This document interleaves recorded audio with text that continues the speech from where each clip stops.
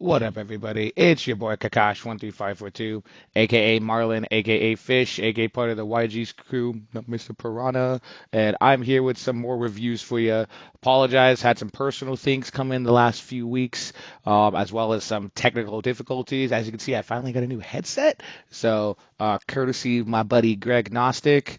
He was parting ways with it, and I was able to snag it. So I now have a better headset, which should allow for much better consistency of reviews, because that was the biggest thing that was drawing me back. Unfortunately, my last video didn't want to upload properly, so I decided to start from scratch again. But here we are. We'll be talking about One Piece, Blue Beetle, Ahsoka, and Fires of Rubicon. One Piece specifically because I just started it right before they're coming out with this live action coming out on Thursday. So let's go. So I just finally started watching One Piece. I told myself once One Piece was on, I would watch it. Well, I went over to my buddies over the weekend to go pet sit, and he had the first arc, the Grand Line arc, on Netflix. And I haven't had Netflix for a while because of the whole like household thing, and I don't live with my parents, but I was using my parents' Netflix. I know there's a lot of people that were in that situation. So that whole transition has prevented me from having Netflix for a little while. So I was able to watch The Witcher and One Piece. And One Piece was amazing.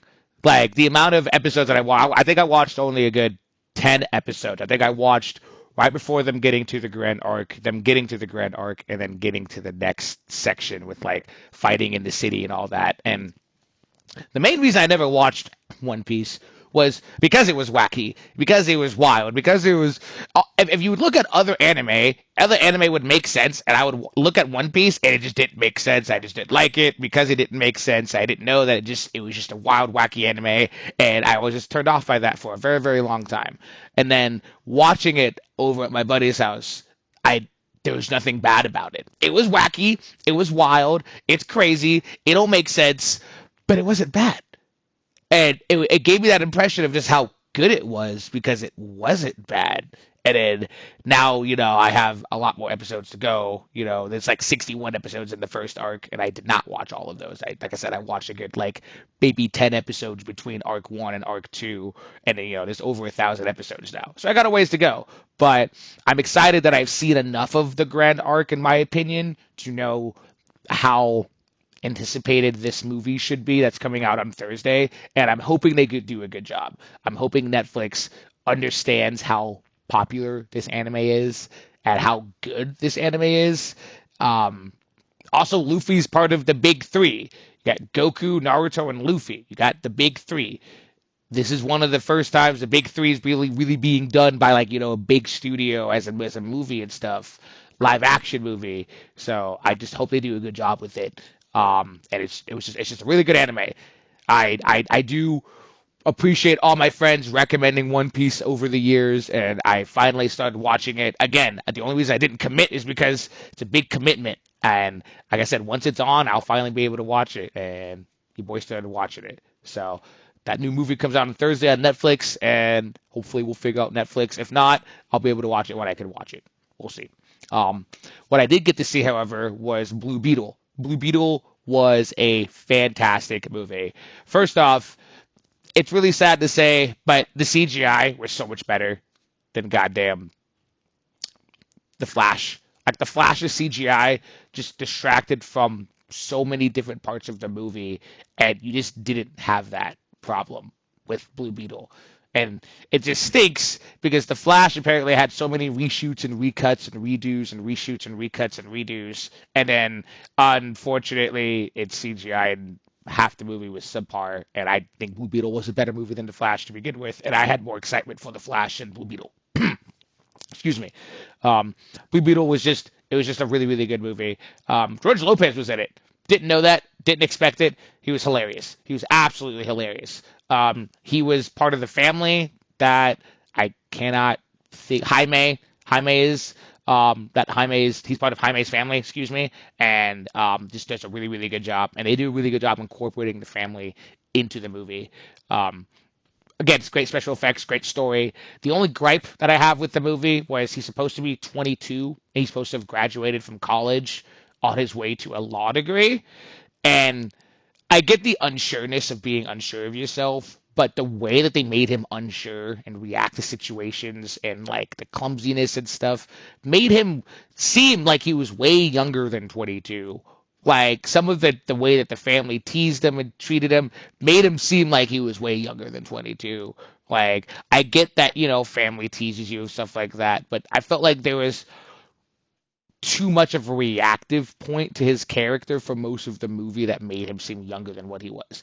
By the end of the movie, there was a great character development and a jump into development, and it allowed for his character to then embrace his age. But I felt like he shouldn't have had to embrace his age this entire time. He should be able to embrace his power. So that's the only gripe I had with the movie. It distracted me a little bit. It bugged me. But other than that, it was a great movie. I didn't have a problem with it. Um, so yeah, One Piece, Blue Beetle. If you haven't seen One Piece, again, it's on Netflix. Blue Beetle's in theaters. If you, I'm pretty sure it'll hit HBO or it hit Max here because it's DC. So give it to like September, October, it'll probably hit Max. But if you have a chance to go see it in the theater, I recommend going to the theater and go see it. I'm a theater person. Next up, we'll talk about Ahsoka. I think it's really, really good. Like really good. Especially because like the moment that I turned on the show, I was like brought in. I was intrigued. I was caught in. The opening of the show immediately made me feel like I was there'll be spoilers in this review for sure. Immediately made me feel like I was watching a an immediate sequel to the new Jedi Survivor game. Especially because it was a Night Sister temple, ironically, that she had gone to, and there was a bunch of Night Sister stuff in the video game. So that's just awesome. That was phenomenal. How it already gave that vibe when it turned on, so it just immediately grabbed my attention. My eyes didn't leave the screen. Does a good job jumping in after Rebels. By doing that, however, it doesn't give any character introductions. Like if you don't know who these characters are, you have to go watch Rebels. You have to go watch other stuff. Like it's not like Rogue One. It's not like Andor. It's even Andor still gives you kind of a backstory to Cassian's character, as opposed to he is in Rogue One, but they still give a little bit of a backstory to his character. I don't think they're going to do much backstory here with these characters. I think they're just jumping full steam ahead and going forward, and you'll figure out things as they go forward. So, however, by doing that, they picked really, really strong actresses with like Mary Elizabeth Winstead and Rosario Dawson as both Harrison Dula and Ahsoka Tano, and they're both killing it, as you would expect from veteran actresses to kill it, but they're killing it. Like, it took me a long time to be able to place that was Mary Elizabeth Winstead as Hera, but when I was able to place her face, I was so happy because I was just like, I know who that is. Like, and we already knew that Rosario Dawson was gonna nail Ahsoka, but just she nails Ahsoka, like spot on nails Ahsoka. One of the major things that I really like with the show is the pacing of the different lightsaber battles. Like some lightsaber battles looked choppy, but again, apprentices are gonna look choppier way more than masters. Like, and that's what they're getting at. They also definitely did a good job keeping different styles to the different lightsaber users because nobody really uses a lightsaber the same. Like, there are definitely things that Ahsoka does that Anakin taught her, regardless if she instinctually likes it or not. Like, and Anakin is amazing with the lightsaber, but he also fights drastically different with the lightsaber than Ahsoka does. He also doesn't consistently use dual wielding as opposed to Ahsoka prefers dual wielding. So it's just, I really like that they are catering to each character, doing a good job with characters. It was a good two-part opening, and I'm excited to see where it goes and how it all plays out. Ahsoka, probably the best thing that's not Mandalorian. Mandalorian is really, really good. It's really nice to have a different pace, and it's still just as good.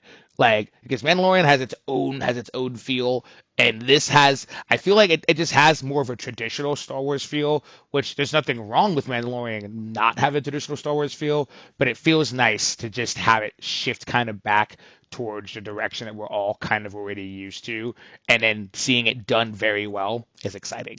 So yeah, that's on Disney Plus. Definitely go watch and catch that.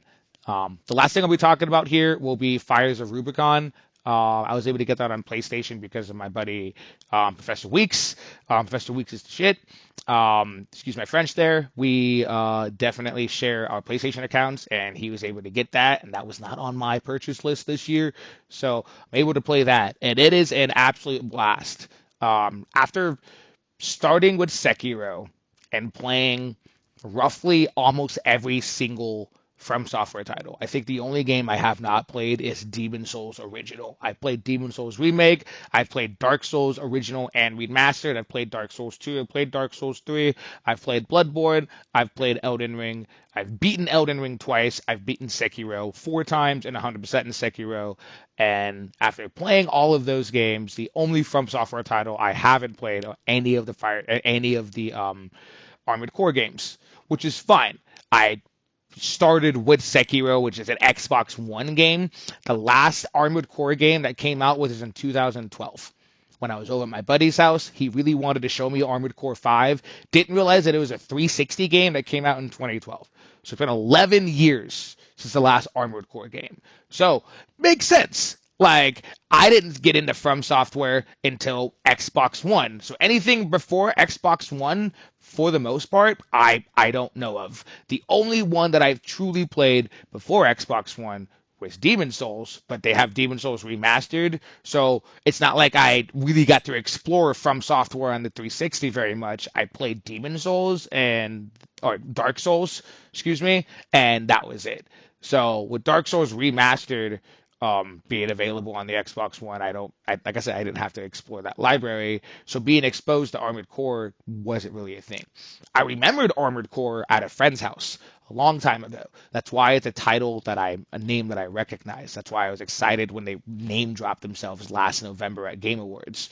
And I was very, very looking forward to this game, not only because it's a name drop, but because it's From Software. I consider myself now a From Software fan. I have played almost all of their games, and I've spent over 300 hours on their games, which is a lot of time on one title, let alone one franchise. The only other franchise I know that I've spent that much time on is Legend of Zelda. So that's saying something. And Assassin's Creed. um, Regardless, we're getting off track there. Fires of Rubicon is just a great, great Armored Core game. It's a great From Software game. It's fast paced. It's the speed is built into the game, so I feel like you can truly build any kind of mech that you want, whether it's energy based, melee based, shield based, health based, tank based, speed based, whatever you want, whatever kind of guns you like, everything that you like, because the game itself is fast. They made such a fast engine that you can go any direction you want with it. As opposed to, from what my buddy was telling me, Necron, that when it comes to Armored Core 5, you wanted a speed one. If you didn't have a speed-based mech, you were just going to lose. As opposed to this one, it looks like you can actually build armored-based mechs and PvP, and they're going to be fine. I haven't gotten to the PvP section yet. I'm kind of nervous about it because I've never been a big PvP person when it comes to From Software games, mainly because that's not the experience I'm looking for. But it seems like they kind of have it fleshed out to be like its own experience as opposed to getting invaded and you just get killed halfway through your campaign. That's not really a thing. So I'm excited to see how that plays. One also really vast difference between this game and any other From Software game that I have played, because I haven't played any other Armored Core game until this one, was the first like big boss fight that you die, you have to fight. Like you have to beat everything in this game. As opposed to if you play Sekiro, if you play Elden Ring, I believe if you play Dark Souls 3, all of those things, you fight like this really, really hard first boss fight in the beginning of the game. And it'll probably kill you, but it progresses the story as opposed to you having to slave over and over and over to this boss. Excuse me.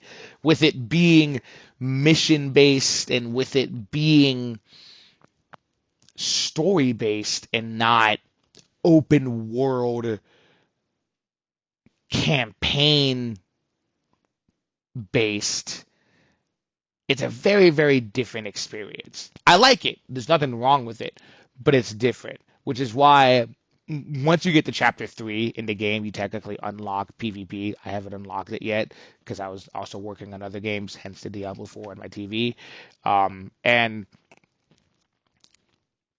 I'm excited to see how separate PvP is from the story because the story you have to play the game. You have to buy mechs. You have to earn money to buy mechs. Mech parts, excuse me, to build your mech. So I'm excited that if you play PvP, you don't just lose your stuff. You don't are at risk of being invaded and not progressing your story. It's like you go, you bust your character out, you do what you want your character, and then you go fight somebody and see how good you are. And that seems like a fun PvP arena style experience as opposed to just getting slaughtered in your game by someone who's better than you, especially because you're just not in the mood to PvP. You're trying to play your game. That's how I feel about most From Software games. Is I'm just trying to play the game. I'm not trying to PvP. So I'm excited to see what PvP is incorporated. I'm also excited to see how this storyline kind of goes. Um, very interesting story. Miyazaki really likes his fire. Fire seems to be a common theme, so I'm excited to see where this game goes. I believe it is out on Xbox and PlayStation. Not 100% sure if it's available on Steam, but I wouldn't be surprised if it is. So I'm going to say that it's also available on Steam. I'm not sure if it's available on the Switch. Um, I know for a fact that um, Dark Souls Remastered is on the Switch, but that's the only one that I know that's on the Switch. So I'm not entirely sure if this From Software title is on the Switch. Regardless, it's on Xbox, PlayStation, and if you have it, go enjoy it. If you don't have it and you are a From Software title, I would recommend it. Also, if you're a fan of Gundam, if you're a fan of mechs, if you're a fan of exploding giant robots, I recommend this game because even without the PvP aspect, it's a fun mech style game. Definitely go play it. All right, y'all. I'm signing off. I'll catch you another time. Peace.